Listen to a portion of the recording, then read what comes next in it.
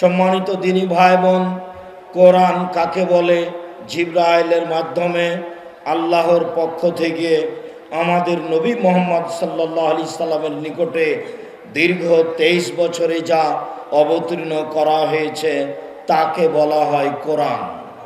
কোরআন মাজিদের প্রায় 55টি নাম রয়েছে। উল্লেখযোগ্য নাম কোরআন, উল্লেখযোগ্য নাম মাজিদ, উল্লেখযোগ্য নাম ফুরকান, রহমান। এইসব নামগুলি কোরআন মাজিদের নাম, যা কোরআন মাজিদে একাধিক জায়গায় উল্লেখ হয়েছে। সম্মানিত দিনী ভাই বোন, কোরআন মাজিদে দুই ধরনের আয়াত রয়েছে।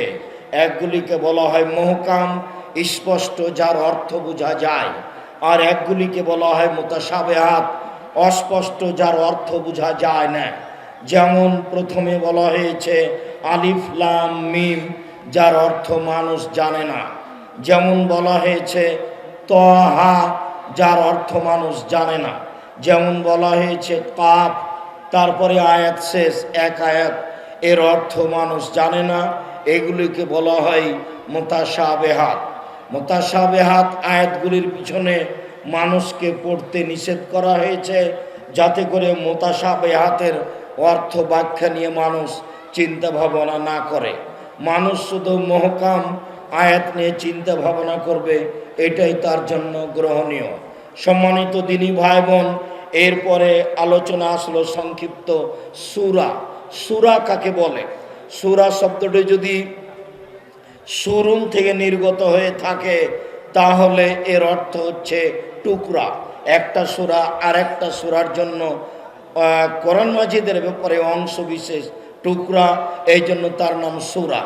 আর যদি শব্দটি শুরুন থেকে নির্গত হয় তাহলে অবশিষ্ট উচ্ছিষ্ট খাওয়ার পরে যা রেখে দেওয়া হয়, একটি সূরা আর একটি সূরার জন্য বাকি অংশ, একটি সূরা কোরআন মাজিদের জন্য বাকি অংশ, এই জন্য তাকে সূরা বলা হয়। পরিভাষায় সূরা বলা হয় যার শুরু থেকে শেষ পর্যন্ত অন্তত 3টি আয়াত থাকবে, তাকে সূরা বলা যায়। যেমন কোরআন মাজিদে 3টি আয়াতের একটি সূরা আছে, বলেন তো সেটি কোনটি? সূরা কাউসার।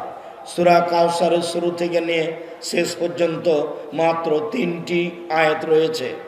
ইন্না আতাইনা কাল কাউসার, নিশ্চয় মুহাম্মদ সাল্লাল্লাহু আলাইহি সাল্লাম আপনাকে আমি কাউসার দান করেছি।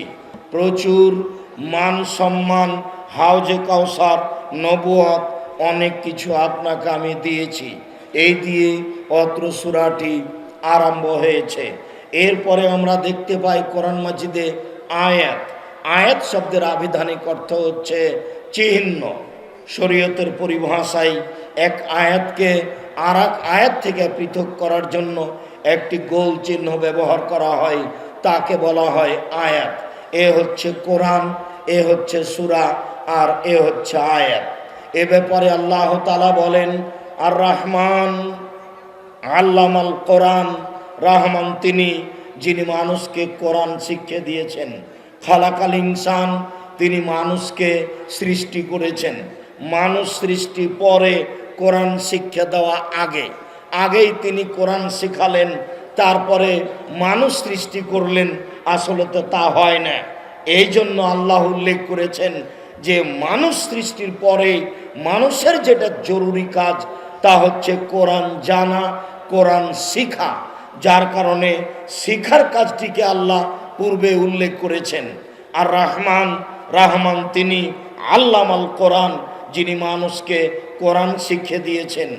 খালাকাল ইনসান, যিনি মানুষকে সৃষ্টি করেছেন।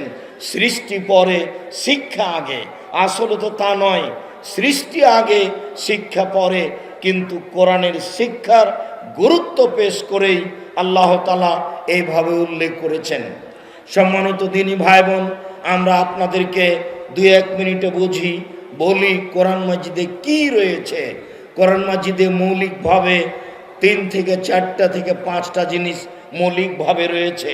এই বিশাল কোরআন মাজিদ 30 পারা কোরআন মাজিদে মৌলিকভাবে কি রয়েছে আমরা পড়তেও পারি না, পড়লেও বুঝতেও পারি না, বুঝলেও তা স্পষ্ট হয় না।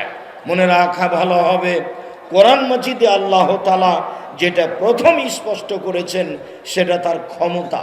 তিনি ক্ষমতা দেখাতে গিয়ে কোরআন মাজিদে পাতায় পাতায় যা উল্লেখ করেছেন তাতে তিনি বলেছেন আসমান জমিনের মালিক আমি, নমুনাবিহীন আসমান জমিন আমি সৃষ্টি করেছি। কোনো মানুষ কোনো জিন সৃষ্টি করে দেখাতে পারে? তার চ্যালেঞ্জ ক্ষমতা সবচেয়ে শক্তিশালী কাজ, ক্ষমতাধর কাজ দেখাতে গিয়ে তিনি দেখিয়েছেন আকাশ এবং জমিন। এরপরে ক্ষমতা দেখাতে গিয়ে তিনি দেখিয়েছেন চন্দ্র এবং সূর্য, কিভাবে চন্দ্র আসে, কিভাবে সূর্য যায়, কিভাবে সূর্য আসে, কিভাবে চন্দ্র যায়। এ দিয়ে তিনি ক্ষমতা দেখিয়েছেন। পারে কি কেউ ঠেকিয়ে দিতে? পারে ইনসান ঠেকাতে? পারে কি জিন ঠেকাতে? এ হলো তার ক্ষমতা, পারে না। এরপরে দেখিয়েছেন ক্ষমতা দেখাতে গিয়ে রাত এবং দিন, কিভাবে রাত আসে, কিভাবে দিন যায়, কিভাবে দিন আসে, কিভাবে রাত যায়, কিভাবে তা বাড়ে, কিভাবে তা কমে। মানুষ কি পারে নিজে কমাতে? মানুষ কি পারে নিজে বাড়াতে? মানুষ কি তাকে ঠেকাতে পারে? তা পারে না। ক্ষমতা দেখাতে গিয়ে তিনি আরো দেখিয়েছেন আকাশ থেকে বৃষ্টি বর্ষণ করে ঘাস উৎপাদন করা, যা মানুষের রুজির ব্যবস্থা হবে, যা পশু প্রাণীর রুজির ব্যবস্থা হবে। এই কাজ কে করতে পারে? এই কাজ তিনি করতে পারেন। ক্ষমতা দেখাতে গিয়ে তিনি বড় বড় শক্তিশালী জাতিকে ধ্বংস করে দিয়েছেন। ফেরাউনকে আল্লাহ পানিতে ডুবিয়ে দিয়েছেন, যিনি 17 বছর আল্লাহ বলে নিজেকে 1700 বছর আল্লাহ বলে নিজেকে দাবি করেছিলেন, পানিতে ডুবিয়ে দিয়েছেন, তার বিচার হয়নি। আজ সামুদ ক্ষমতাধর জাতি, তাদেরকে ঝঞ্ঝা বায়ু ঝড় বৃষ্টি দিয়ে ধ্বংস করে দিয়েছেন, কেউ তার বিচার করতে পারেনি। এরকমভাবে নমরুদকে আল্লাহ ধ্বংস করেছেন, তার বিচার, আল্লাহর বিচার কেউ করতে পারেনি। অর্থাৎ যারা শক্তিশালী জাতি তাদেরকে ধ্বংস করে দেখিয়েছেন আমি এগুলো করতে পারি, অন্য কেউ পারে না। মূলত কোরআন মাজিদে ক্ষমতা উল্লেখ রয়েছে, এটা মনে রাখবেন।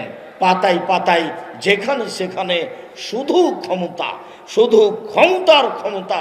ক্ষমতা দেখাতে দেখিয়েছেন চন্দ্র সূর্য, ক্ষমতা দেখাতে গিয়ে দেখিয়েছেন আকাশ জমিন, ক্ষমতা দেখাতে গিয়ে দেখিয়েছেন রাত দিন, ক্ষমতা দেখাতে গিয়ে দেখিয়েছেন বৃষ্টি বর্ষণ করে ঘাস উৎপাদন করা, ক্ষমতা দেখাতে দেখিয়েছেন যে বড় বড় শক্তিশালী জাতিকে ধ্বংস করে দিয়েছেন, কেউ কোনোদিন বিচার করতে পারেনি। এটা হলো কোরআন মাজিদের 1 নম্বর জিনিস। এই বিশাল কোরআন মাজিদে যেখানে সেখানে এই আলোচনা রয়েছে। কোরআন মাজিদে দ্বিতীয় হচ্ছে শুধু রহমান, শুধু রাহিম, শুধু গাফফার, শুধু গাফুর, শুধু বর রাহিম। রহমান, রাহিম, গাফুর অদূত দিয়ে কোরআন মাজিদকে ভরে ফেলে দিয়েছেন। যেখানে সেখানে তিনি বলেছেন আমি রহমান, আমি রাহিম, আমি গাফুর, আমি হাকিম, আমি আলিম, আমি মাজিদ। সব জ্ঞানের অধিকারী তিনি, তিনি প্রজ্ঞাময়, তিনি দয়ালু, তিনি পরম দাতা, তিনি হচ্ছেন প্রেমময়। এই তিনি দেখিয়েছেন কোরআন মাজিদে পাতায় পাতায়, যেখানে সেখানে তিনি উল্লেখ করেছেন নিজের এই গুণের কথা। তৃতীয় দেখিয়েছেন কিছু বিধান। কোরআন মাজিদে কিছু বিধান আছে, চুরি করলে হাত কাটা যাবে, সালাত আদায় করতে হবে, যাকাত দিতে হবে, সিয়াম পালন করতে হবে, এইসব কিছু বিধান রয়েছে। এর ফাঁকে ফাঁকে রয়েছে জাহান্নাম আর জান্নাত, জাহান্নাম আর জান্নাত। মাঝে মধ্যেই অতীতের কথা আলোচনা করে তাদের কিভাবে ধ্বংস হয়েছে, ধ্বংস করে দেওয়া হয়েছে। এরপরই জাহান্নামের কথা বলা হয়েছে, জান্নাতের কথা বলা হয়েছে। সম্মানিত তিনি ভাই বোন, এ হচ্ছে মৌলিকভাবে 4-5টা জিনিস নিয়ে কোরআন মাজিদ পূর্ণ, যা আমরা বুঝতে পারি না, যা আমরা বুঝলেও বুঝার চেষ্টা করি না, পড়ার চেষ্টা করি না। পড়লে হয়তো বা কিছু বুঝতে পারতাম, পড়তেও পারি না, বুঝতেও পারি না। মাঝে মধ্যে আমি যখনই কোরআন মাজিদ পড়াই, তাফসির পড়াই, অনুবাদ পড়াই, তখন আফসোস, দুঃখ আমি পেশ করি ছাত্রদের সামনে, জনগণের সামনে। কোরআন মাজিদ থাকলো, জনগণ পৃথিবী থেকে চলে গেল, বুঝলো না কোরআন মাজিদ কি জিনিস, কোরআন পড়লে কি হয়, কোরআন না পড়লে কি হয়, কেনই বা কোরআন মাজিদ আসলো, কোরআন মাজিদকে কিভাবে সামাজিককরণ করা যায়, সবাই কিভাবে কোরআন বুঝবে, সবাই কিভাবে কোরআন মাজিদ পড়বে, সবাই কিভাবে কোরআন চর্চা করবে, এটা একটা হওয়া উচিত মর্মে জামিয়া সালাফিয়ার একটি গুরুত্বপূর্ণ বিষয়।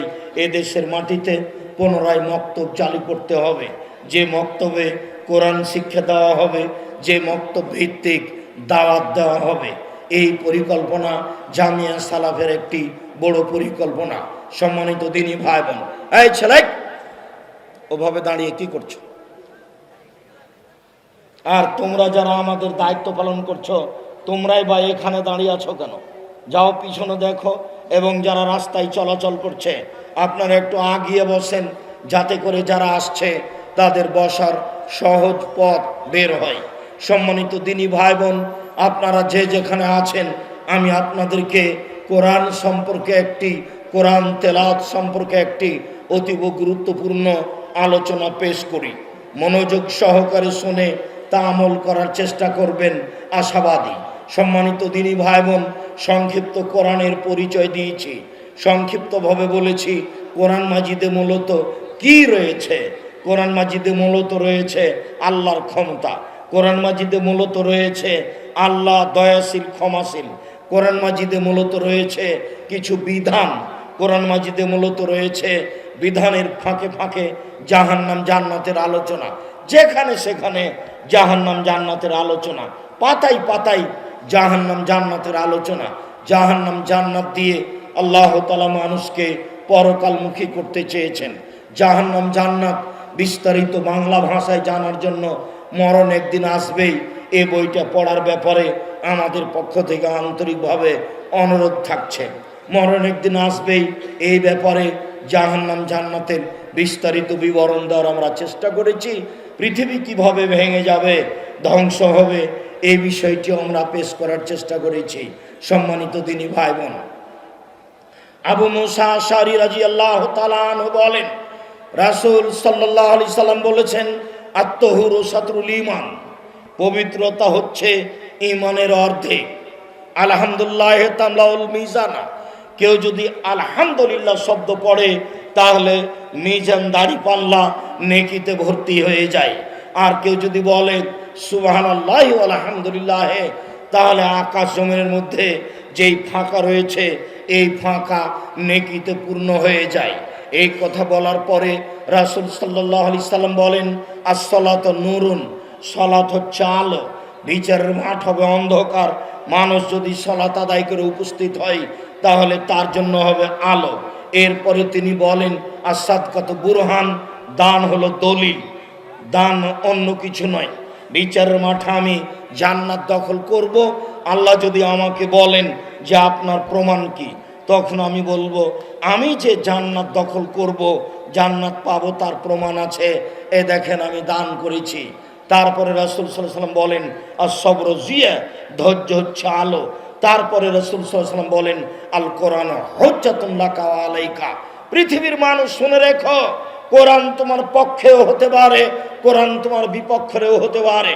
যদি জীবনে কোরআন পড়ো, বোঝার চেষ্টা করো, তাহলে বিচার মাঠে কোরআন তোমার পক্ষে কথা বলবে। আর যদি কোরআন মাজিদ না পড়ো, তাহলে বিচারের মাঠে কোরআন তোমার বিপক্ষে কথা বলবে। যদি কোরআন বিপক্ষে চলে যাই বিচারের মাঠে, তাহলে বড় বিপদে পড়ে যাব। যার কারণে বিভিন্ন সময় যখন চারটা উপদেশ দিয়েছি, বলেছি 1 5 ওয়াক্ত সালাত, 2 হালাল রুজি, 3 কোরআন তেলাওয়াত, 4 জরুরি প্রয়োজন ছাড়া কোথাও না বসা, আড্ডা না পিটা। আড্ডা পিটলে, কোথাও বসলে কখন বদনাম গীবত হবে, পরকাল হারাবে সহজেই। এই চারটে উপদেশে একটা বলেছি কোরআন মাজিদ পড়ার জন্য। সম্মানিত দিনী ভাই বোন, অত্র হাদিসে রাসূল সাল্লাল্লাহু আলাইহি সাল্লাম বলেন, কোরআন মানুষের পক্ষে হতে পারে, কোরআন মানুষের বিপক্ষে হতে পারে। বুখারী মুসলিম। আবু সাঈদ খুদরি রাদিয়াল্লাহু তাআলা আনহু বলেন, রাসূল সাল্লাল্লাহু আলাইহি ওয়াসাল্লাম বলেছেন, মান কারা সূরাতাল কাহফ ফি ইয়াউমিল জুমআ, কোনো মানুষ যদি জুমার দিনে সূরা কাহাফ পড়ে তাহলে আজালাহুন নূর মা বাইনাল জুমাতাইনে, তাহলে যেই জুমায় পড়েছে সেই জুমা থেকে সামনের জুমা পর্যন্ত তার সব কাজ সহজ হয়ে যাবে, তার রুজি উপার্জন করা সহজ হবে, তার যাবতীয় ইবাদতমূলক কাজ তার জন্য সহজ হয়ে যাবে, সবটাই সে সহজে দেখতে পাবে যদি জুমার দিন সূরা কাহাফ পড়ে। এই কথা রাসূল সাল্লাল্লাহু আলাইহি সাল্লাম বলেন। বারা ইবনে আযিব রাদিয়াল্লাহু তাআলা আনহু বলেন, রাসূল সাল্লাল্লাহু আলাইহি সাল্লাম বলেছেন, মান হাফেজা আসরা আয়াতিন মিন আওয়ালি সূরাতিল কাহাফ ওয়াসমা মিন ফিতরাতিদ দাজ্জাল, কেউ যদি সূরা কাহাফের প্রথম 10 আয়াত পড়ে মুখস্থ করে নেয়, প্রত্যেক দিন সকালে সূরা কাহাফের প্রথম 10 আয়াত পড়বেন, মুখস্থ করে নিয়ে পড়বেন, বিচারের মাঠে কেন কোনো সময় আপনি বিপদে পড়বেন না, দাজ্জালের ফিতনা থেকে বেঁচে যাবেন, যা রাসূল সাল্লাল্লাহু আলাইহি সাল্লাম বলেন। হাদিস বুখারী মুসলিম। যদি আপনি নিয়মিত প্রত্যেক দিন সকালে সূরা বাকারার সূরা কাহাফের প্রথম 10 আয়াত পড়েন, তাহলে যে দাজ্জালের ব্যাপারে সকল নবী ভয় দেখিয়েছেন নিজ নিজ সম্প্রদায়কে, আমাদের নবী মুহাম্মদ সাল্লাল্লাহু আলাইহি সাল্লাম তার নিজ সম্প্রদায়কে আমাদেরকে দাজ্জালের ব্যাপারে ভয় দেখিয়েছেন, সেই দাজ্জাল থেকে আমরা বেঁচে যাব। বারা ইবনে আযিব রাদিয়াল্লাহু তাআলা আনহু বলেন, রাসূল সাল্লাল্লাহু আলাইহি সাল্লাম বলেছেন, কানা রাজুলু ইয়াকরাউ সূরাতাল কাহাফ ফিল লাইলি, একদা একটা লোক সূরা কাহাফ রাতে পড়তেছিল। অমিন জানিবিহি ফারাসুন মারবুতুন বেসাতানাইনে, তার পাশে একটি তার ঘোড়া 2টি রশি দিয়ে বাঁধা ছিল। তাগাশাহুল সাহাবাত, সেই মেঘ তাকে ঘিরে নিল, মেঘ চতুর্দিক থেকে এসে আকাশ ঘিরে নিল। তাদনু সেই মেঘ ধীরে ধীরে কাছাতে লাগলো, যেখানে লোকটি কোরআন মাজিদ তেলাওয়াত করছে সেখানে সেই মেঘ একেবারে ঘনিয়ে কাছে চলে আসলো। তখন তার যে ঘোড়াটি বাঁধা ছিল জালা এনফেরো, তার ঘোড়াটি লাফাতে লাগলো। যখন লাফাতে লাগলো তখন লোকটি কোরআন মাজিদ পড়া বন্ধ করে দিল। ফালাম্মা আসবাহা আতান নবী সাল্লাল্লাহু আলাইহি সাল্লাম, সকাল করলে লোকটি আল্লাহর নবীর কাছে আসলো। ফাজাকারু, তারপর সে তার ফাজাকারা মালাহু, যা কিছু রাতে ঘটেছে সেইগুলি সে রাসূলের সামনে বলল। রাসূল সাল্লাল্লাহু আলাইহি সাল্লাম শুনতেই তিনি বললেন, শোনো, ইন্নাহা সাকিনা নাজালাত তানাজ্জালাত বে তেলাওয়াতিল কোরআনে, তোমার কোরআন তেলাওয়াতের কারণে আল্লাহর পক্ষ থেকে সেই নিরাপত্তা নেমে এসেছিল।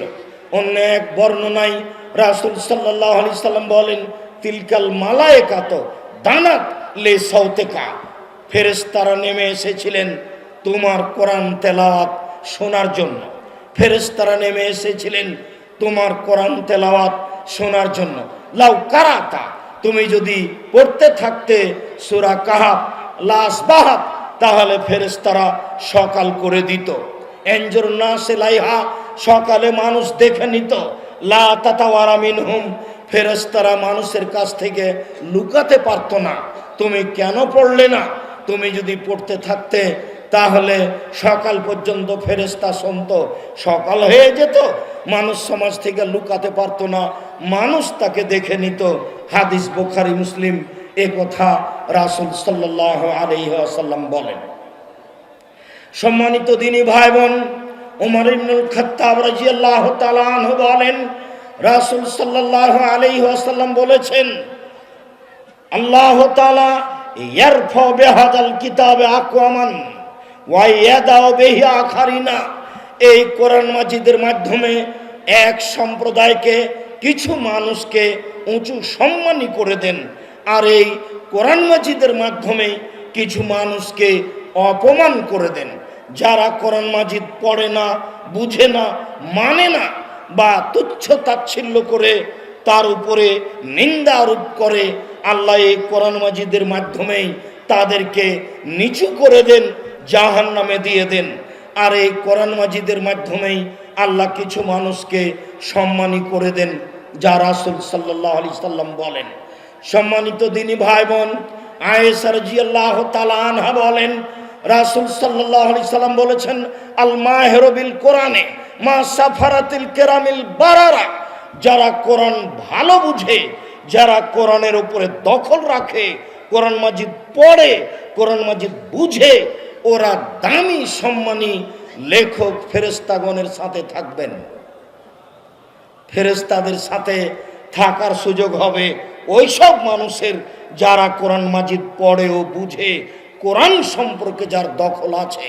এই কথা বলার পরে রাসূল সাল্লাল্লাহু আলাইহি ওয়াসাল্লাম বলেন, আল্লাযী ইয়াকরাউহু, আর যে ব্যক্তি পড়ে তাও, তারপরে এটাতেও ভালোভাবে পড়তে সক্ষম হয় না, উচ্চারণ ভালো করে করতে পারে না, কোন রকম করে পড়ে, ওয়া আলাইহি শাকুন, কোরআন মাজিদ পড়া তার কাছে খুব কষ্টকর, তবু সে পড়ে। রাসূল সাল্লাল্লাহু আলাইহি ওয়াসাল্লাম বলছেন, লাহু আজরানে, তার জন্য ডবল নেকি রয়েছে। আপনি চিন্তা করবেন না আমি ভালো করে পড়তে পারি না। আবার কোন হুজুর বলেছেন যে ঠিক মতো পড়তে পারে না, তার পড়লে গুনাহ হবে।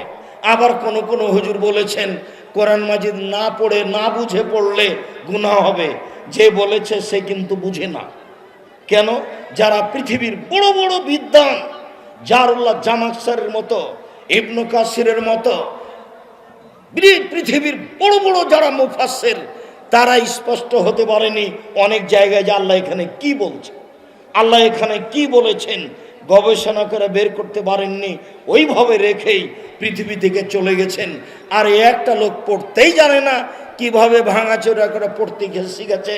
সে আবার অনুবাদ দেখে দেখে দু একটা কোরআন মাজিদের আয়াত মুখস্থ করেছে, সেই বলে দিল যে কোরআন না বুঝে পড়লে গুনাহ হবে। অবাক কথা, আশ্চর্য কথা। আবার যে হাফেজ সাহেব বলছেন সুন্দরভাবে পড়তে না পারলে গুনাহ হবে, ওই হাফেজ কিন্তু শুধু মুখস্থ করেছেন। ওই হাফেজ মানে কি? ওর হাঁটুর মালায় মেরে ফাটিয়ে দেওয়া হয়েছে। যে হিফজ করেছে মানে ওই হাফেজ সাহেবের হাঁটুর মালাকে মেরে ফাটিয়ে দিয়েছে। ও চলতে ফিরতে পারে না। ও একটা বড় মাথায় টুপি দেয়, তার উপর রুমাল দেয়, দিয়ে মানুষের বাড়িতে খেয়ে বেড়াই, তার নাম হাফেজ। যার কারণে আপনাকে আমি বলেছি যে শুধু হিফজখানা খুলবেন না, শুধু হিফজখানা বিদ্যা তুলে দেওয়ার একটা কৌশল। হ্যাঁ, হিফজখানা হচ্ছে সহযোগী বিদ্যা। আপনি প্রতিষ্ঠানের সাথে কোরআন হাদিস শিক্ষার সাথে হিফজখানা রাখতে পারেন। যদি তার কোরআন মুখস্থ থাকে তাহলে পরবর্তীতে বিদ্যা অর্জন করলে এটা ভালো কাজ দিবে, এইটুকু। তাছাড়া আপনিও যা, এও তা। আপনি সূরা ফাতিহা পড়তে পারেন, ও 5টা সূরা বেশি পারে, এই যা। তাছাড়া তেমন কোনো পার্থক্য নেই। কাজেই শুধু কোরআন হিফজ করা এটা কোনো বিদ্যাই নয়, এটা ভালোভাবে মনে রাখবেন। আর একজন হাফেজ 10 জন মানুষকে জান্নাতে নিয়ে যাবে, 70 জন মানুষকে জান্নাতে নিয়ে যাবে, এ হাদিস জাল, এটা ঠিক নয়। সম্মানিত দিনী ভাই বোন, উকবা ইবনে আমির রাদিয়াল্লাহু তাআলা আনহু বলেন, খারাজা রাসূলুল্লাহ সাল্লাল্লাহু আলাইহি সাল্লাম আনাহু ফি সুফফা। একদা আল্লাহর নবী বাড়ি থেকে বের হলেন, তখন আমরা আহলুস সুফফা, মসজিদে যারা থাকতো খেত, তাদের সাথে বসেছিলাম। তিনি আমাদের কাছে এসে বললেন, শোনো, আইকুম ইউহিব্বু আইয়াদু ইলা বোথানা বিল আকিক, কে তোমাদের ভালোবাসে যে বোথা নামক বাজারে, আকিক নামক বাজারে সকালে চলে যাবে। এখান থেকে কালনি বাজারে বা আপনাদের বাড়ির পাশের নিকটে কোনো বাজারে সকালে চলে যাবে। ফায়াতি বে কওমায়নে, ফায়াতি মিনহু বে কওমায়নে, সেখান থেকে বেশ ভালো মোটা তাজা 2টি উট নিয়ে আসবে। ফি গায়রি ইসমিন ওয়ালা কাতি রাহমিন, যেখানে কোনো পাপ হবে না, যেখানে আত্মীয়তা সম্পর্ক ছিন্ন করা হবে না। এমনিতেই 2টা উট পেয়ে যাবে, মোটা তাজা নিয়ে চলে আসবে। এটা তোমাদের কেউ চায় না? কুলনা নহিব্বু যালিকা, আমরা বললাম জি হ্যাঁ আল্লাহ রাসূল, আমরা তো এটা সবাই চাই। আমরা বাজারে যাব, বাড়ি থেকে নিকটে, আর 2-3 লাখ টাকা দামের দামি উট পেয়ে যাব 2টা, এটা তো খুব ভালো কথা, আমরা সবাই চাই।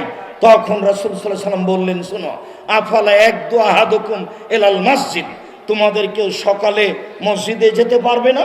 মসজিদে যাবে, ফাইয়াল্লিমু আয়াতাইনে আও ইয়াকরা আয়াতাইনে, সেখানে গিয়ে দুইটা আয়াত শিখবে অথবা শেখাবে। এই ছেলে বসো। এই ছেলেটা কিভাবে ঢং ঢং করে হেঁটে চলে যাচ্ছে। যারা তোমরা দায়িত্ব পালন করছো তারা এখানে দাঁড়িয়ে আছো কেন? যাও দেখো।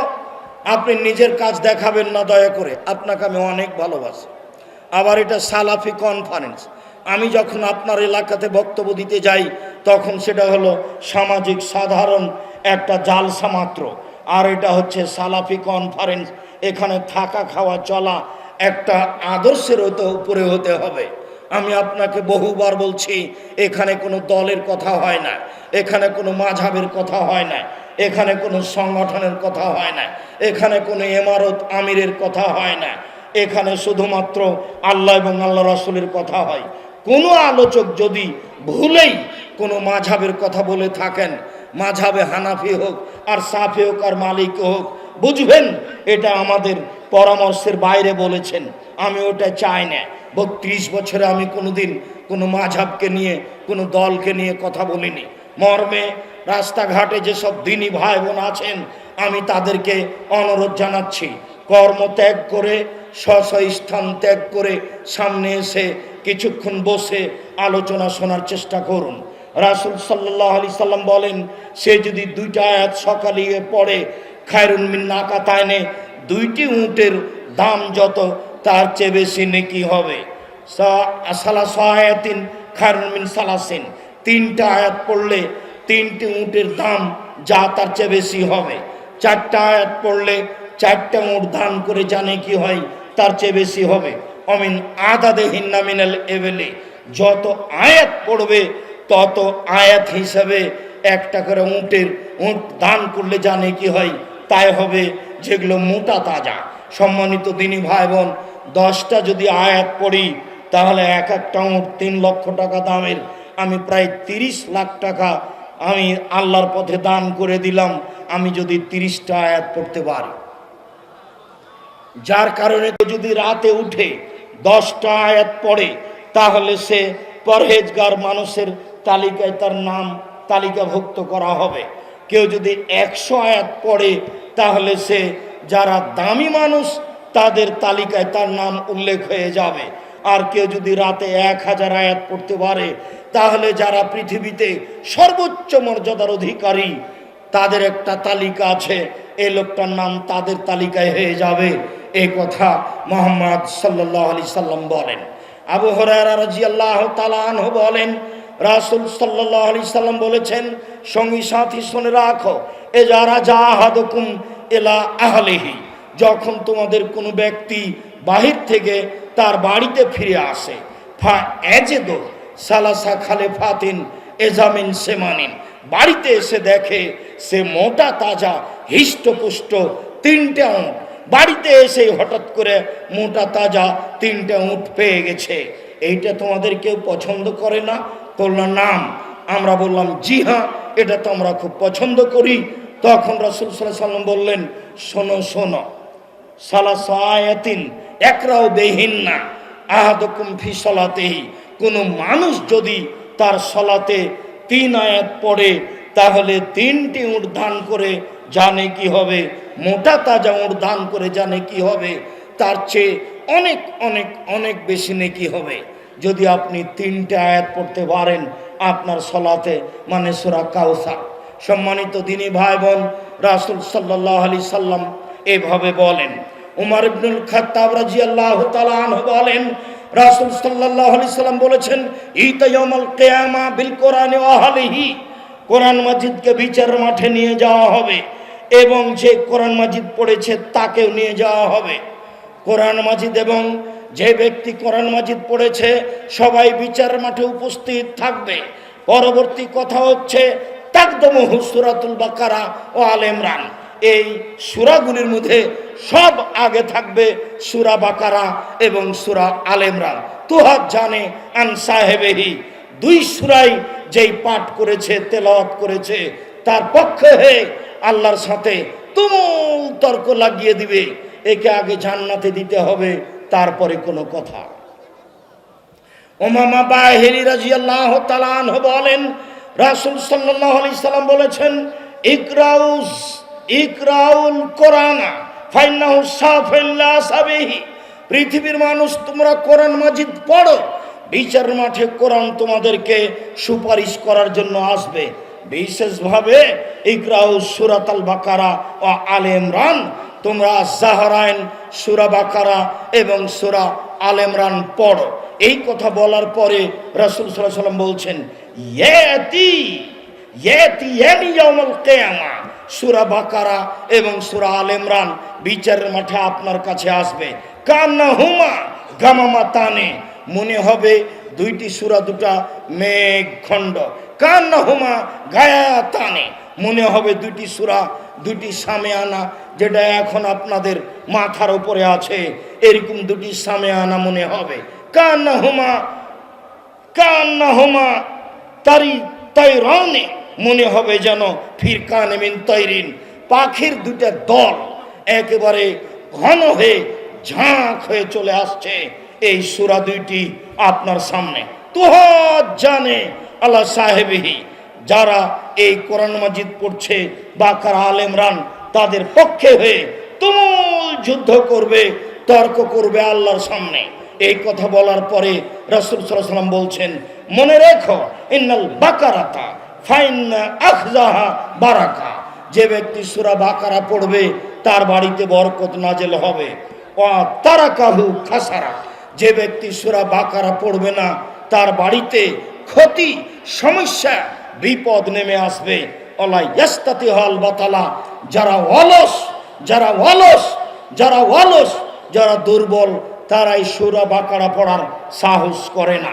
সূরা বাকারা ভিন্ন জিনিস। আব্দুল্লাহ ইবনে মাসউদ রাদিয়াল্লাহু তাআলা আনহু বলেন, রাসূল সাল্লাল্লাহু আলাইহি সাল্লাম বলেছেন, আল আয়াতানে মিন আখিরে সূরাতিল বাকারা, সূরা বাকারার শেষে দুইটি আয়াত রয়েছে।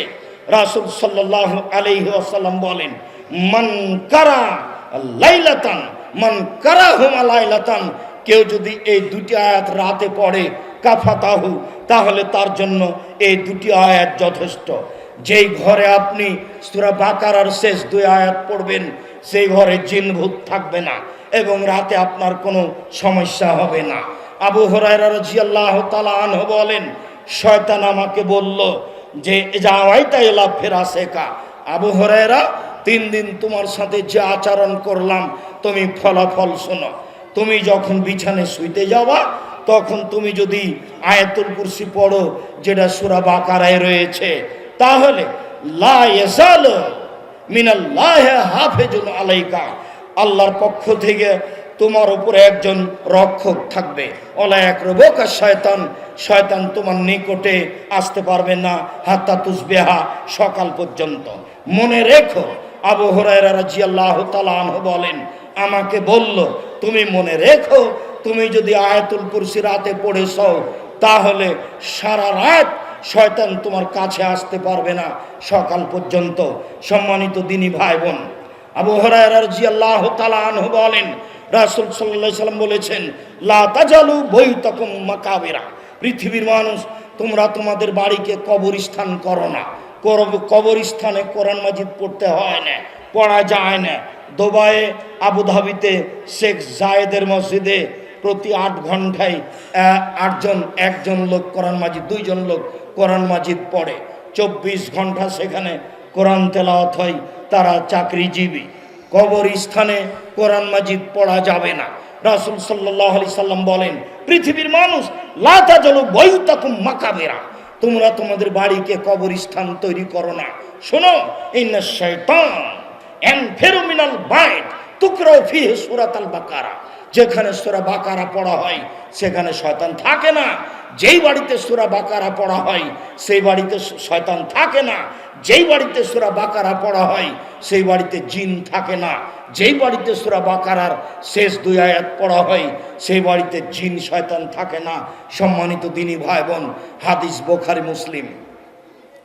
আপনাকে আমি বলছিলাম, বিচারের মাঠে আব্দুল্লাহ ইবনে আমর বলেন, রাসূল সাল্লাল্লাহু আলাইহি সাল্লাম বলেছেন, বিচারের মাঠে আপনাকে বলা হবে, ইকরা ওয়ারতাকে ওয়ারাত্তিল কামা তুরাত্তিলু ফিদ দুনিয়া, এই শোনো, তুমি তো দুনিয়াতে কোরআন মাজিদ পড়ছিলে, এখন তুমি পড়ো আর জান্নাতের ওই উপরের দিকে উঠতে থাকো, পড়ো আর উঠতে থাকো, পড়ো আর উঠতে থাকো। ফাইনা মানজিলা তাকা ইনদাহা তাকরাউহা, সেটাই তোমার ঘর, যেখানে পড়তে পড়তে তোমার তেলাওয়াত শেষ হবে।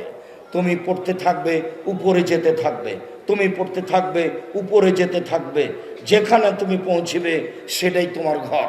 সম্মানিত দিনী ভাই বোন, আয়েশা রাদিয়াল্লাহু তাআলা আনহা বলেন, কানান নবী সাল্লাল্লাহু আলাইহি সাল্লাম ইয়াবি ইলা ফিরাসিহি, যখনই তিনি বিছানে যেতেন, ফাজামা কাফাইহে, তিনি তার হাত দুটিকে এভাবে জমা করে নিতেন, জমা করে নিয়ে ফায়ান ফকু ফিহে, হাতে হালকা তিনবার এইভাবে থুথু দিতেন। তারপরে সূরা ইখলাস, সূরা ফালাক, সূরা নাস পড়তেন। পড়ার পরে ওয়ামসাহু বিহিমা আলা ওয়াজহিহি ওয়া রাসিহি, মাথা থেকে শুরু করে, মুখ থেকে শুরু করে শরীরের সামনে পর্যন্ত মাস্তাতা মিন জাসাদিহি, সম্পর্ক মুছে নিতেন। ওয়া ফালু যালিকা সালাসা মাররাতিন, এইভাবে তিনি করতেন 3 বার। এদিকে দেখেন, আগে হাতটা সামনের মুড়ে তুলে ধরবেন, তারপরে আগেই থুথু দিবেন 3 বার হালকা করে, এরপরে ইখলাস ফালাক নাস 3টা পড়ে এই মুখের উপর দিয়ে শরীরের উপরে বলিয়ে নেবেন, আবার আবার 3 বার এইভাবে করবেন। এভাবে করতেন। এ কথা আয়েশা রাদিয়াল্লাহু তাআলা আনহা বলেন, রাসূল সাল্লাল্লাহু আলাইহি ওয়াসাল্লাম করতেন। সম্মানিত দিনী ভাই বোন, উকবা ইবনে আমির রাদিয়াল্লাহু তাআলা আনহু বলেন, আনা আসিরু মা নবী সাল্লাল্লাহু আলাইহি সাল্লাম ফি লাইলাতিন মুতিরাতিন ওয়া ফি যুলুমাতিন সাদিদাতিন, একদা আল্লাহর নবীর সাথে আমি চলছিলাম, খুব অন্ধকার, মেঘপূর্ণ রাত, বৃষ্টি হচ্ছে, বিজলি বিজলি চমকিচ্ছে, দেখা যায় না, ঘাটাটোপ অন্ধকার। রাসূল সাল্লাল্লাহু আলাইহি সাল্লাম সূরা ফালাক আর সূরা নাস পড়তে লাগলেন। বললেন, উকবা ইকরা, তুমি এই সূরা ফালাক এবং সূরা নাস পড়ো। মনে রেখো, যারা বিপদ থেকে আশ্রয় চায়, তার মধ্যে সূরা ফালাক এবং নাস বিপদ থেকে আশ্রয় নেওয়ার ব্যাপারে সবচেয়ে বড় ভিন্ন ধরনের ব্যতিক্রম জিনিস। রাস্তায় চলতে লেগে, রাতে চলতে লেগে, কোনো জায়গায় রাতে থাকতে লেগে ভয় পেলে, খারাপ মনে করলে, বৃষ্টি এসেছে, বিদ্যুৎ চমকিলে, ভয় মনে হলে ফালাক এবং নাস পড়তে থাকবেন, যা বিবরণে বোঝা যায়।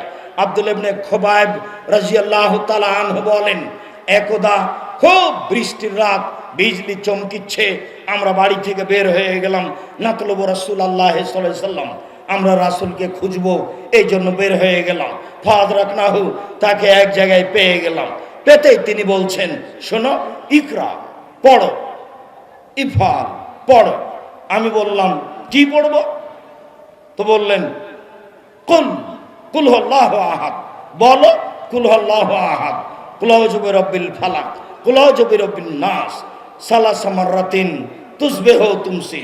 যখনই তুমি সকাল করবে, যখনই তুমি সন্ধ্যা করবে, 3 বার করে পড়বে। একফি মিন কুল্লি শাইইন, যত সমস্যা আছে পৃথিবীতে, সব সমস্যার জন্য যথেষ্ট হয়ে যাবে ইখলাস ফালাক নাস। 3 বার করে সকালে, 3 বার করে বিকালে, ইখলাস 3 বার, ফালাক 3 বার, নাস 3 বার, সকালে 3 বার করে, বিকালে 3 বার করে। যত সমস্যা আছে পৃথিবীতে, সব সমস্যাকে দূরে করার জন্য এই 3টি সূরা যথেষ্ট হবে, এ কথা রাসূল সাল্লাল্লাহু আলাইহি সাল্লাম বলেন। আবু হুরায়রা রাদিয়াল্লাহু তাআলা আনহু বলেন, রাসূল সাল্লাল্লাহু আলাইহি সাল্লাম বলেন, আয়াজুজু আহাদুকুম আয়াকরা সুলুসাল কোরআনে ফিল লাইলে, রাতে কোরআনের 3 ভাগের 1 ভাগ পড়তে তোমাদের কেউ অক্ষম কি? তখন সাহাবীগণ বললেন, বলেন কি আল্লাহর নবী, এক রাতে কি কোরআন মাজিদের 3 ভাগের 1 ভাগ পড়া যায়? এক রাতে কি কোরআন মাজিদের 3 ভাগের 1 ভাগ পড়া যায়? তখন রাসূল সাল্লাল্লাহু আলাইহি সাল্লাম বললেন, শোনো, কুল হুয়াল্লাহু আহাদ সুলুসুল কোরআনে সূরা ইখলাস হচ্ছে কোরআন মাজিদের 3 ভাগের 1 ভাগ। যদি সূরা ইখলাস 3 বার পড়তে পারেন, তাহলে 1 বার কোরআন মাজিদ পড়ার সমান নেকি পাবেন। এই কথা মুহাম্মদ সাল্লাল্লাহু আলাইহি সাল্লাম বলেন। জনৈক ব্যক্তি নেতা হয়ে সফরে গেছিলেন। যখনই তিনি ইমামতি করতেন, তখন আগে সূরা ইখলাস পড়তেন বা শেষে সূরা ইখলাস পড়তেন সব রাকাতি। যখন তারা ফিরে আসলো, তারা জিজ্ঞাসা করলো আল্লাহর নবীকে, আল্লাহ নবী, আমাদের ইমাম এরকম কাজ করত। আল্লাহ রসুল বললেন, তোমরাই তাকে বলো কেন শেষে সূরা ইখলাস পড়তো। আমরা বললাম, আপনি কেন সূরা শেষে ইখলাস পড়তেন? তখন তিনি বললেন, সূরা ইখলাসে আল্লাহর গুণাবলী রয়েছে, আমি এই সূরাকে এই জন্য ভালোবাসি। আল্লাহ রসুল বললেন, শোনো, সূরা ইখলাসকে যে ভালোবাসে আল্লাহ তাকে জান্নাতে দিয়ে দিবেন, আল্লাহ তাকে ভালোবাসেন। সূরা ইখলাস পড়ার ব্যাপারে এইভাবে আপনারা মনোযোগী হবেন। আব্দুল্লাহ ইবনে উমর রাদিয়াল্লাহু তাআলা আনহু বলেন, রাসূল সাল্লাল্লাহু আলাইহি সাল্লাম বলেছেন, লিকুল্লি হারফিন হাসানান, কোরআন মাজিদের প্রত্যেকটা অক্ষরেই নেকি রয়েছে। ওয়াল হাসানাতু বিআশরি আমসালিহা, একটা মানে 10টা, একটা মানে 10টা, একটি অক্ষর পড়লে 10 নেকি হয়। আল্লাহ রসুল বলছেন, লামা কুন আলিফ লাম মিম হারফুন, আমি বলি না আলিফ লাম মিম তিনটা মিলে একটি অক্ষর, আমি বলছি আলিফুন হারফুন ও লামুন হারফুন ও মিমুন হারফুন। আলিফ পড়লে 10 নেকি, লাম পড়লে 10 নেকি, মিম পড়লে 10 নেকি। এটাই হবে। কোরআন মাজিদ একটি ভিন্ন ধরনের গ্রন্থ। পৃথিবীতে এমন কোনো গ্রন্থ নেই আল্লাহ প্রদত্ত, মানুষ রচিত, যেটা পড়লে এরকম নেকি হতে পারে। ব্যতিক্রম আল্লাহর মুআজিজা যেটা আমাদের কাছে অবস্থান করছে, সেটাই হচ্ছে কোরআন মাজিদ। সম্মানিত দিনী ভাই বোন, আপনাকে আমি এই কোরআন মাজিদ পড়ার জন্য অনুরোধ জানাচ্ছি। ইবনে আব্বাস রাদিয়াল্লাহু তাআলা আনহু বলেন, লাম ইয়ানাম রাসূলুল্লাহ সাল্লাল্লাহু আলাইহি সাল্লাম ফি লাইলাতিন হাত্তা ইয়াকরা আলিফ লাম তানজিল ও সূরা তাবারাকাল্লাযী বিয়াদিহিল মুলক। আল্লাহর নবী আলিফ লাম তানজিল, সূরা সাজদা এবং সূরা মুলক না পড়ে তিনি ঘুমাতেন না, আগে পড়তেন তারপরে ঘুমাতেন। রাসূল সাল্লাল্লাহু আলাইহি সাল্লাম বলেন, রাতে যে সূরা মুলক পড়বে তার কবরের শাস্তি হবে না। রাসূল সাল্লাল্লাহু আলাইহি সাল্লাম বলেন, ইন্না ফিল কোরআনে সালাসুনা আয়াত, কোরআন মাজিদে একটি সূরা রয়েছে, তাতে রয়েছে 30টি আয়াত। সেই সূরাটি হচ্ছে সূরাতুল মুলক। যে ব্যক্তি পড়বে, শাফা লাহু ইয়াউমাল কিয়ামা, এই সূরা বিচার মাঠে তার জন্য সুপারিশ করবে। হাত্তা গফিরা লাহু, করতে করতে যতক্ষণ পর্যন্ত না ক্ষমা হবে ততক্ষণ পর্যন্ত সূরা মুলক যাবে না। সূরা বাকারা, সূরা আল ইমরান আপনার পক্ষে তর্ক করবে, এ কথা ঠিক, তবে কতক্ষণ তর্ক করবে তা বলা হয়নি। সূরা মুলক যদি আপনি পড়েন 30টি আয়াত বিশিষ্ট, যতক্ষণ পর্যন্ত আপনার ক্ষমা না হবে ততক্ষণ পর্যন্ত সূরা মুলক আপনার কাছ থেকে যাবে না, এ কথা মুহাম্মদ সাল্লাল্লাহু আলাইহি সাল্লাম বলেন। সম্মানিত দিনী ভাই বোন, আমি শেষের দিকে চলে এসে আপনাদেরকে আবারও জানাচ্ছি, কোরআন মাজিদ পড়তে শিখি সহজেই। আজকে 1 ঘন্টায় যেটা কোরআন মাজিদ শিখছিলাম, এটা তো একটা পরিস্থিতি মাত্র। 1 ঘন্টায় কোরআন মাজিদ পড়া শিখবো কেন? 1 মাসে, 3 মাসে, 6 মাসে শিখবই যে কোনো মূল্যে। বাংলা উচ্চারণ করে কোরআন মাজিদ পড়বো না, অক্ষর প্রতি 10 নেকি নেবই যে কোনো মূল্যে। সম্মানিত দিনী ভাই বোন, কোরআন মাজিদকে সামাজিককরণ করতে চাচ্ছি। সবাই যেন কোরআন মাজিদ পড়ে। হিন্দু, মুসল, বৌদ্ধ, খ্রিস্টান সবার জন্য কোরআন এসেছে। সবাই মুসলমান হোক, সবাই কোরআন মাজিদ পড়ুক, সবাই অক্ষর প্রতি 10 নেকি করুক। লা ইলাহা ইল্লাল্লাহ না বললে অমুসলিম নেকি পাবে না। সে যেভাবেই হোক কোরআন মাজিদ পড়ুক। কোরআন মাজিদ এসেছে মানুষের জন্য, কোরআন মাজিদ এসেছে হিন্দু, মুসলমান, বৌদ্ধ, খ্রিস্টান সবার জন্য। কোরআন মাজিদ মানুষের জান্নাত পাওয়ার একটা বিশাল মাধ্যম। কোরআন মাজিদে মাত্র 4-5টা জিনিস উল্লেখ রয়েছে এই 30 পারা কোরআন মাজিদে, যা আপনাদের সামনে পেশ করলাম। সম্মানিত দিনী ভাই বোন, বিপদ থেকে বাঁচার মাধ্যম কোরআন মাজিদ। সম্মানিত দিনী ভাই বোন, শয়তান থেকে বাঁচার বড় মাধ্যম কোরআন মাজিদ।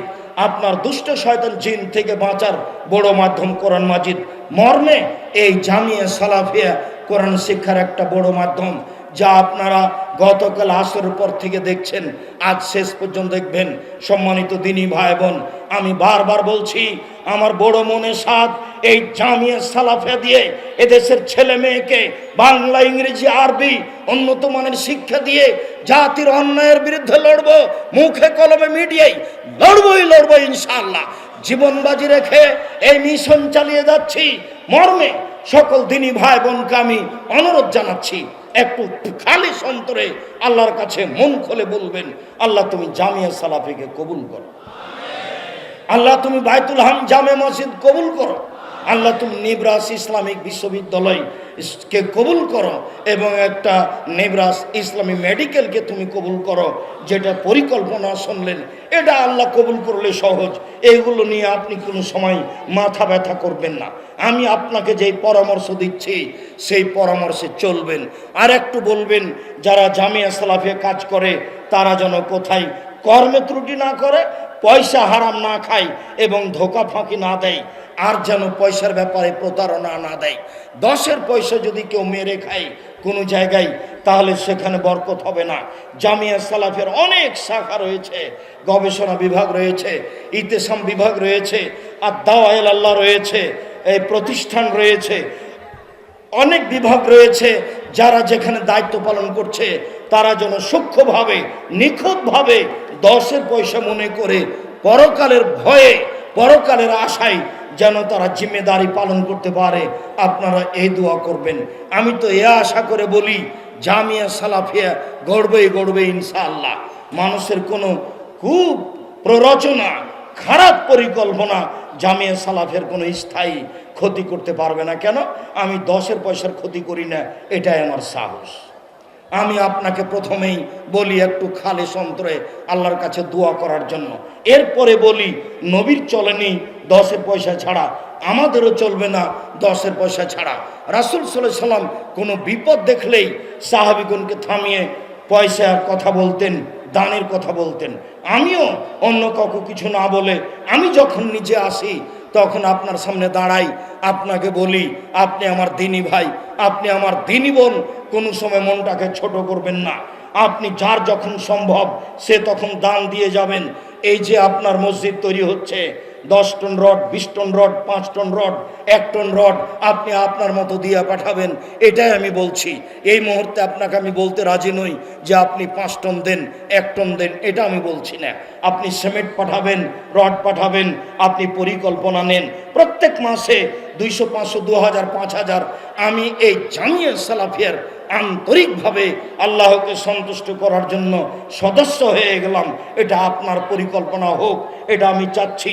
মিডিয়ার মাধ্যমে দিনী ভাই বোন যারা দেশ বিদেশে আছেন, যারা পরবর্তীতে অবগত হবেন, সবাইকে আমি অনুরোধ করছি আপনারা জামিয়া সালাফের সার্বিক কাজে দানের হাত প্রশস্ত করুন।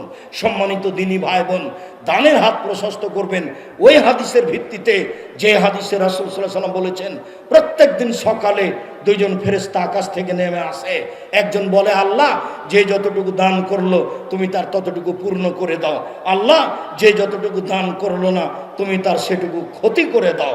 আপনি খেয়েই পয়সা শেষ করিয়েন না, বই পুস্তক নিয়েই অযথা বই পুস্তক নিয়েই পয়সা শেষ করিয়েন না। গুরুত্বপূর্ণ বই পুস্তকগুলি কিনবেন আর দানের হাত সবসময় প্রশস্ত রাখবেন। আয়েশা রাদিয়াল্লাহু তাআলা আনহা আল্লাহ নবী বলছেন, আয়েশা খাসি যে জবাই করেছিলাম কতটুকু আছে? তখন আয়েশা বলছেন 10 ভাগের ভাগে 9 ভাগ শেষ হয়েছে, 1 ভাগ আছে। তখন আল্লাহ রাসূল বলছেন, আরে না না তুমি ভুল বলেছ, 9 ভাগই আছে, 1 ভাগ শেষ হয়েছে। না আল্লাহর নবী শুনেন, আরে 10 ভাগের ভাগে 9 ভাগ নেই, 1 ভাগ আছে। আরে শোনো, কথা উল্টিয়ে ধরো, 9 ভাগ আছে, 1 ভাগ নেই। এই কথা আয়েশা রাদিয়াল্লাহু তাআলা আনহা বলেন, এই কথা মুহাম্মদ সাল্লাল্লাহু আলাইহি সাল্লাম বলেন। আল্লাহ নবী দিলেন, বললেন যা দিলে তুমি, যা জমা হলো, যা খেলে তা পেশাব পায়খানা হলো, আর যা তুমি পড়লে তা পুরাতন হয়ে গেল। মর্মে সকল দিনী ভাই বোনকে আমি বৈঠকি দানে অংশগ্রহণ করার জন্য অনুরোধ জানাচ্ছি। আমাদের ছেলেরা আসছে, ছেলেরা তোমরা যাও বৈঠকি দানে আপনারা অংশগ্রহণ করেন। আমি আপনাদের সাথে সব সময় থাকি, এখনো আছে। এই ছেলেরা শোনো, এই বৈঠকি দানে যারা আপনারা স্টেজে আছেন সবাই অংশগ্রহণ করবেন। এই ছেলে তোমরা যারা সামনে আছো, সারাদিন বসে আছো, কি যে বলছো, খালি বাদাম খাচ্ছ, তোমরা এই দানে অংশগ্রহণ করো, কেউ খালি থাকতে পাবা না। এই শোনো, এরা যেন কেউ খালি না থাকে। এরা এখনই বের হয়ে টাকাটা কোথায় খেয়ে শেষ করবে, যেটুকু সম্ভব। কেউ খালি থাকবেন না, 10 টাকা হোক কারো কাছ থেকে নিয়ে দিবেন, 200, 500, 2000, 5000 আপনি বৈঠকি দানে অংশগ্রহণ করেন। আপনি আমার দিনী ভাই, আপনি আমার দিনী বোন। আপনার প্রাণের প্রতিষ্ঠান জামিয়া সালাফিয়া, আপনার অন্তরের প্রতিষ্ঠান জামিয়া সালাফিয়া, আপনার ভালোবাসার প্রতিষ্ঠান জামিয়া সালাফিয়া। সম্মানিত দিনী ভাই বোন, আমি সকলকেই বৈঠকি দানে অংশগ্রহণ করার অনুরোধ জানিয়ে বলছি, আল্লাহ যে যতটুকু দান করলো তুমি তার ততটুকু পূর্ণ করে দাও। আল্লাহ যে যতটুকু দান করলো তুমি তার ততটুকু পূর্ণ করে দাও। দান মানুষের কবরের শাস্তিকে বন্ধ করে দেয়। দান মানুষের পাপকে মিটিয়ে দেয়, পানি যেমন আগুনকে নিভিয়ে দেয়। দান আল্লাহর রাগকে মিটিয়ে দেয়। দান হচ্ছে দলিল। সম্মানিত দিনী ভাই বোন, কেউ খালি থাকবেন না।